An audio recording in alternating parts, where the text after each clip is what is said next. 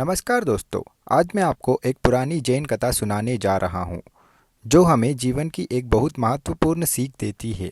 यह कहानी है दो भिक्षुओं की। एक थे अनुभवी ज्ञानी बड़े भिक्षु और दूसरे थे युवा उत्साहित छोटे भिक्षु। एक बार की बात है, ये दोनों भिक्षु यात्रा कर रहे थे।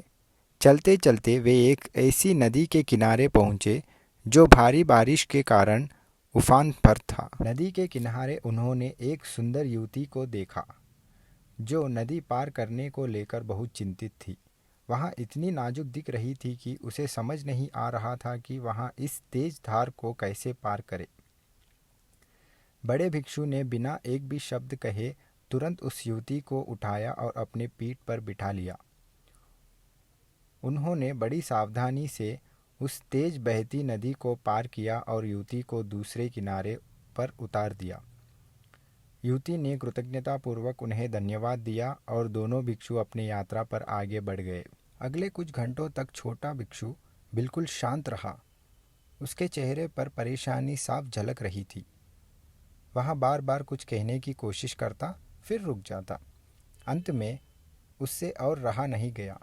उसने बड़े भिक्षु से कहा, गुरुदेव, हमारे मठ के नियमों के अनुसार हमें किसी महिला को छूने की अनुमति नहीं है। आपने यहाँ क्या किया? आपने तो अपनी प्रतिज्ञा तोड़ दी।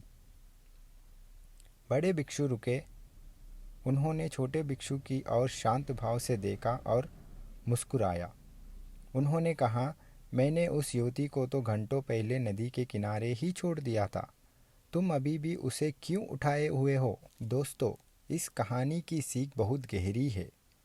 हम अक्सर बीती हुई बातों को, चाहे वे अच्छी हो या बुरी, अपने मन में पकड़े रहते हैं। हम उन्हें छोड़ना नहीं चाहते और वे हमें अंदर ही अंदर परेशान करती रहती है।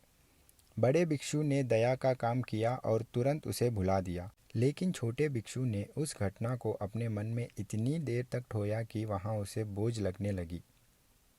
तो इस कहानी का नैतिक यहाँ है कि हमें पुरानी बातों, शिकायतों और निर्णयों को छोड़ देना चाहिए। उन्हें अपने मन पर बोझ ना बनने दे, जीवन में आगे बढ़े और वर्तमान में शांति पाए।